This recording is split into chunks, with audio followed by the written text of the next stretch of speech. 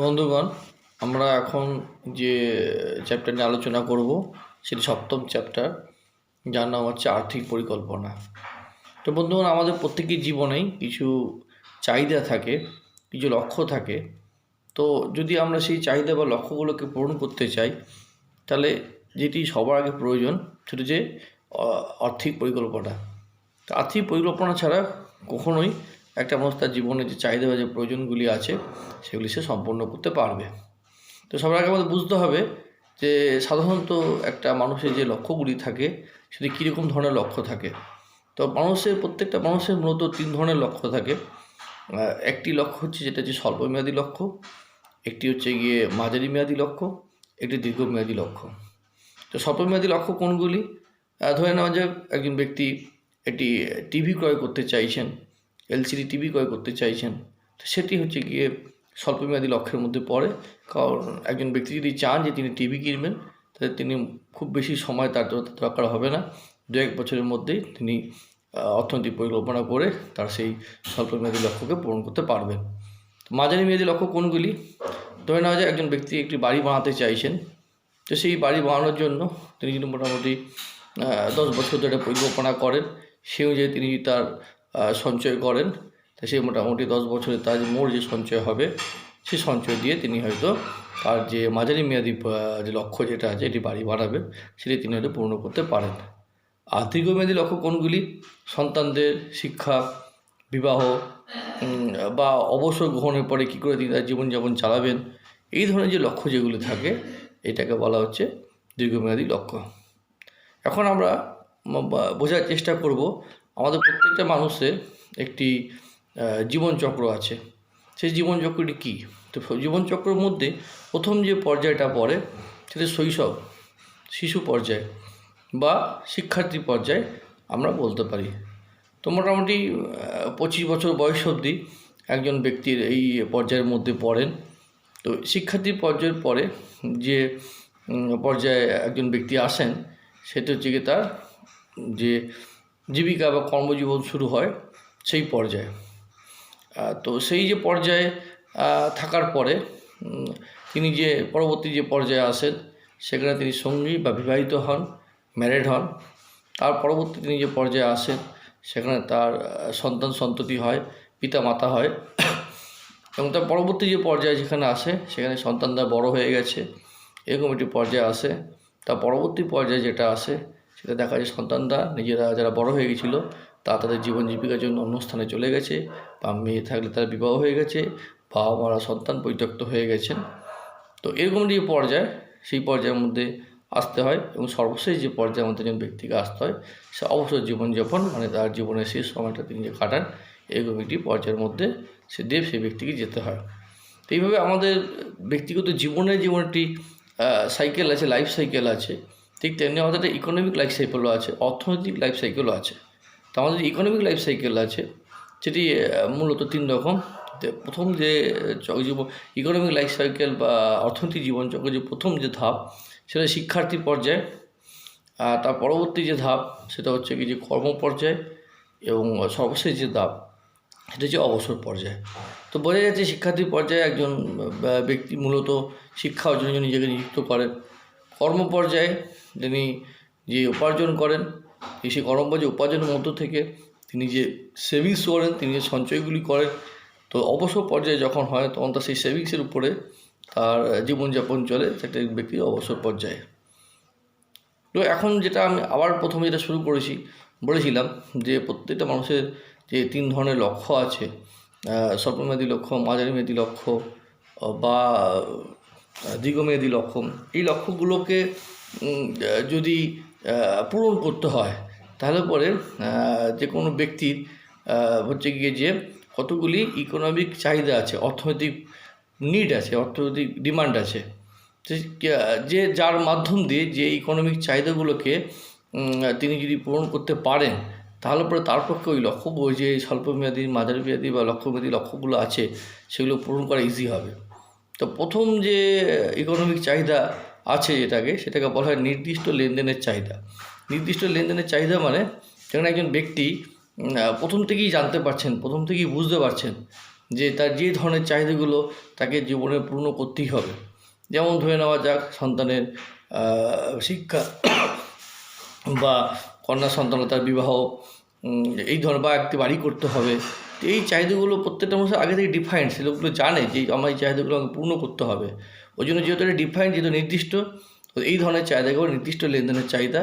তাহলে একজন ব্যক্তিকে তাকে তার যদি নির্দিষ্ট লেনদেনের চাহিদাগুলোকে পূরণ করতে হয়, তাহলে তাকে এমন কোনো জায়গায় ইনভেস্ট করতে হবে যেখান থেকে তার এই নির্দিষ্ট লেনদেনের চাহিদাগুলো খুব সহজে তিনি পূরণ করতে পারেন। দ্বিতীয় যে চাহিদা একজন প্রত্যেকটা ব্যক্তির থাকে সেটাকে বলা হয় আকস্মিক ঘটনার চাহিদা। মানে একজন ব্যক্তি হয়তো নির্দিষ্ট কোনো কারণ ছাড়াই না একটা সেভিংস করছেন, একটা টাকা সঞ্চয় করছেন, সেটি মূলত তিনি করছেন যে তিনি ভবিষ্যৎটা দেখতে পাচ্ছেন না, যে ভবিষ্যতে হঠাৎ করে তার কী প্রয়োজন হতে পারে।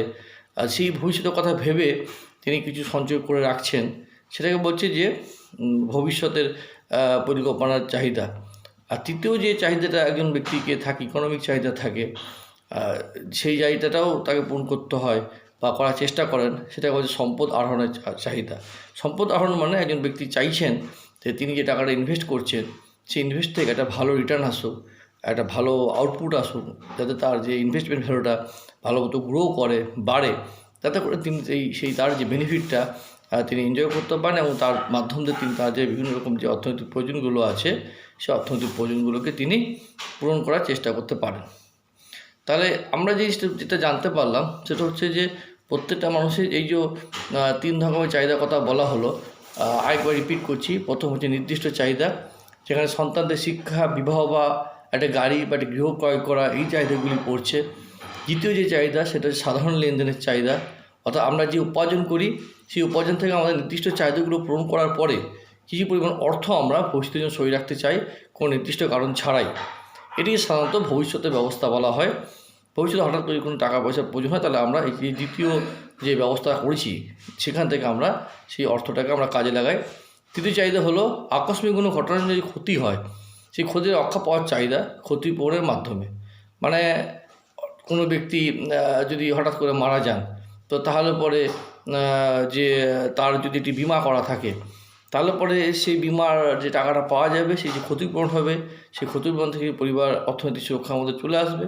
অথবা একজন ব্যক্তিকে তার নির্দিষ্ট চাহিদা মানে বিবাহ, গাড়ি বা বাড়ি এসব ক্রয় করার জন্য যেমন তাকে সেভিংস বা সঞ্চয় করতে হবে, বা ভবিষ্যতের চাহিদা কথা ভেবে তাকে যেমন কিছু টাকা সঞ্চয় করতে হবে, তেমনি তাকে কিন্তু তৃতীয় যে চাহিদা যেটি আছে, আকস্মিক কোনো ঘটনা যদি ঘটে তাহলে পরে তাকে সেই ঘটনা থেকেও তাকে প্রোটেকশান নিতে হবে, সেই চাহিদার কথাটাও তাকে ভাবতে হবে।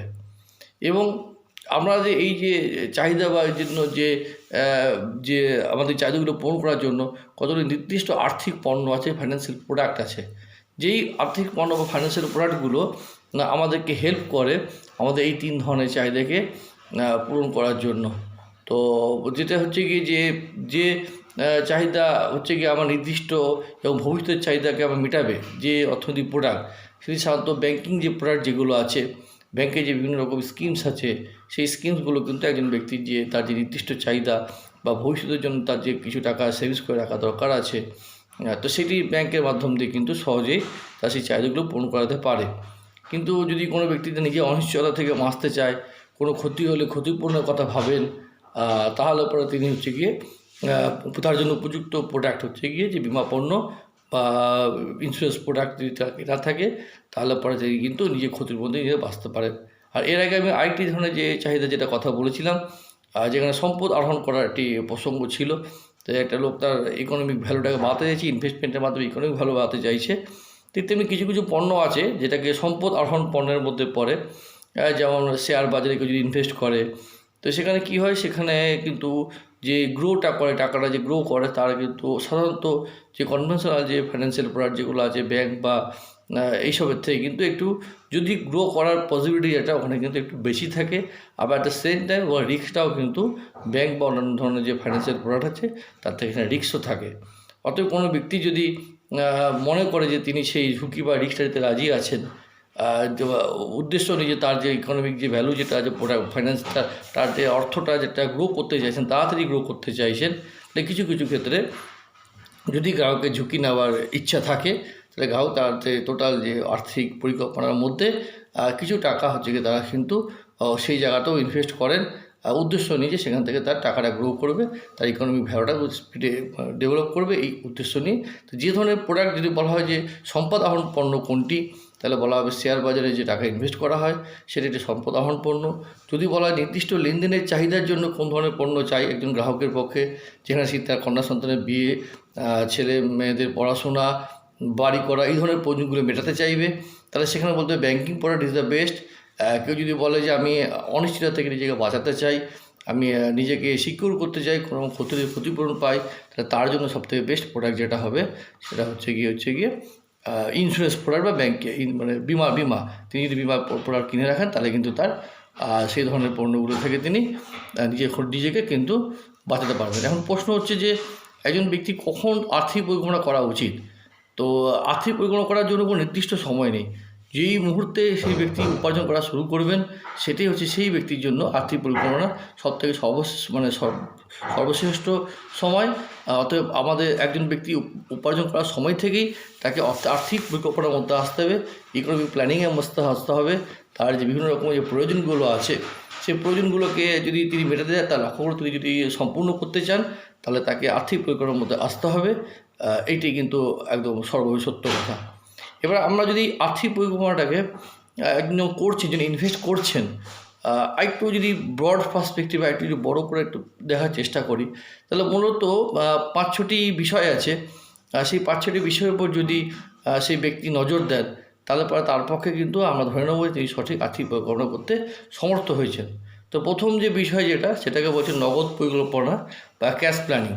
নগদ পরিকল্পনা কথাটার মানে হচ্ছে যে একজন ব্যক্তি তিনি যে উপার্জন করছেন সেই উপার্জন থেকে হচ্ছে কি তাকে তার আয় ও ব্যয়ের একটা হিসাব রাখা, যে তিনি কত উপার্জন করছেন আর তার হচ্ছে গিয়ে তিনি কতটা খরচ করছেন।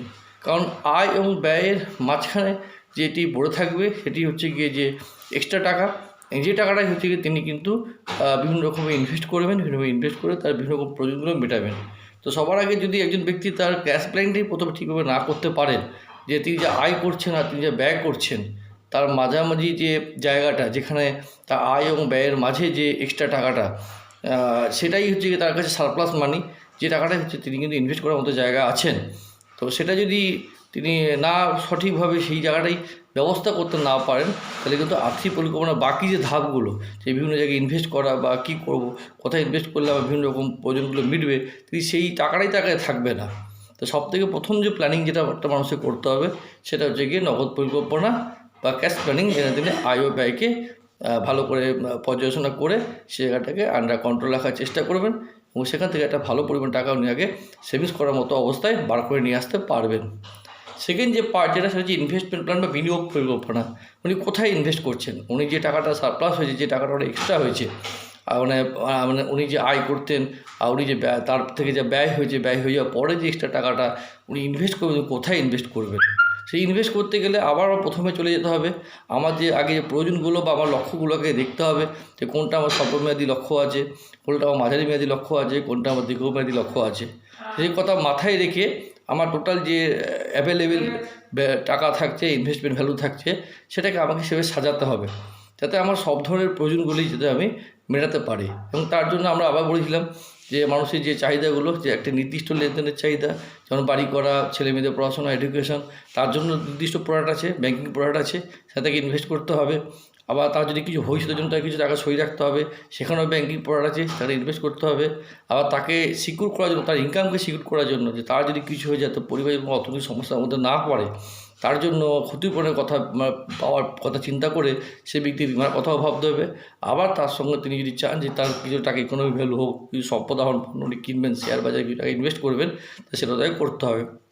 এই যে বিনিয়োগ পরিকল্পনা, টোটাল যে ইনভেস্টমেন্ট প্ল্যানিং, যে আমি কোথায় কী করব, কতটা করব, কত দিনের জন্য করব, কতটা অ্যামাউন্ট করে রাখবো, এটার জন্য একটা বিস্তারিত পরিকল্পনা দরকার আছে। এই যে পরিকল্পনা যে করা হয়, এটাকে আমরা ধরে নিতে পারি যে বিনিয়োগ পরিকল্পনা বা ইনভেস্টমেন্ট প্ল্যান। এবং আমরা আগেও বললাম একটা লোক যে ইনভেস্টমেন্ট প্ল্যানিং করবে তার মধ্যে তার মাস্ট যে প্ল্যানিংটা তার থাকা উচিত ইন্স্যুরেন্স প্ল্যানিং বা বিমা পরিকল্পনা। বিমা যে জিনিসটা দেবে তা হচ্ছে তার উপার্জনকে সুরক্ষিত করে দেবে, কারণ তিনি যদি নাও থাকেন তাহলে তার বিমার যে ক্ষতিপূরণ পাওয়া যাবে সেই ক্ষতিপূরণ করে পরিবারকে সুরক্ষিত করে দেবে। অর্থাৎ প্রত্যেকটা লোকই যে ইনভেস্টমেন্ট প্ল্যান করছেন সেই ইনভেস্টমেন্ট প্ল্যানের মধ্যে বা বিনিয়োগ যে পরিকল্পনা করছেন তার মধ্যে তার যেন বিমা পরিকল্পনাটা অতি অবশ্যই থাকে, সেটি যেন কোনো মতে বাদ না দেন। তার পরবর্তী যে প্ল্যানিং যেটা থাকবে সেটা অবসর পরিকল্পনা বা রিটায়ারমেন্ট প্ল্যানিং। তো অ্যাজ পার রিটায়ারমেন্ট প্ল্যানিং কী হচ্ছে যে একজন লোকজন রিটায়ার করে যাবেন, রিটায়ার যখন তার উপার্জনটি বন্ধ হয়ে যাবে তখন তিনি কীভাবে তার জীবনযাপন চালাবেন, তার যে বিভিন্ন রকম ইনভেস্টমেন্টগুলো আছে সেগুলোকে তিনি কীভাবে সাজাবেন যাতে তিনি রিটায়ারমেন্ট সময় যখন তার উপার্জন বন্ধ হয়ে যাবে তখনও তিনি যাতে তার জীবনযাপন চালাতে কোনো সমস্যার মধ্যে না পড়ে, সেই প্ল্যানিংটাও তাই কিন্তু অবসর পরিকল্পনার মধ্যে রাখতে হবে। আর তার পরবর্তী যে পরিকল্পনা তাকে করতে হবে সেটা ভূসম্পত্তি পরিকল্পনা। ভূসম্পত্তি পরিকল্পনায় অনেক সময় দেখা যায় যে একজন ব্যক্তি যে অ্যাসেটটা তার জীবনযাপনের মধ্যে বানালেন সেগুলো যদি প্রপারলি নমিনেশন করা না থাকে, পেপার ওয়ার্ক যদি প্রপারলি না করা থাকে, উইল যদি প্রপারলি না করা থাকে, তাহলে দেখা যায় অনেক ক্ষেত্রে দেখা যায় সম্পত্তিগুলো একটা জেনারেশনের পর থেকে পরবর্তী জেনারেশন প্রপারলি ট্রান্সফারিং হয় না। তো তাকে সেটাও দেখতে হবে যে প্রপার নমিনেশন করা আছে কি না, উইলিং করা আছে কি না, যাতে তার যে অ্যাসেট যেটা আছে তা না অবর্তমানে তার পরবর্তী জেনারেশন পেতে কোনো সমস্যা না হয়। এবং সর্বশেষ যে পরিকল্পনা করতে হবে কর পরিকল্পনা, ট্যাক্স প্ল্যানিং যেটা করতে হবে, অর্থাৎ তিনি যে ইনভেস্টমেন্টগুলো করছেন তার জন্য তাকে কী কী ট্যাক্স বেনিফিট পাচ্ছেন বা কী কী তার ট্যাক্সে তার ইমপ্লিকেশান আছে, কোথায় কোথায় ইনভেস্ট করে তাকে আলাদা করে ট্যাক্সের মধ্যে পড়তে হচ্ছে, এই বিষয়টাও তাকে একটুখানি দেখতে হবে। তো মোটামুটি এই 5টি বিষয় নগদ পরিকল্পনা, বিনিয়োগ পরিকল্পনা, বিমা পরিকল্পনা, অবসর পরিকল্পনা, ভূসম্পত্তি পরিকল্পনা ও কর পরিকল্পনা, এই 6টি জিনিসকে তিনি যদি বিষয় রেখে আর্থিক পরিকল্পনা করেন তাহলে ধরে নিতে পারে যে তিনি একটি সম্পূর্ণরূপে একটি আর্থিক পরিকল্পনা করলেন এবং তিনি অতি সহজেই তার যে বিভিন্ন যে প্রয়োজন বা নিডগুলো আছে তিনি খুব সহজেই সেই নিডগুলো পূর্ণ করতে পারবেন। ধন্যবাদ।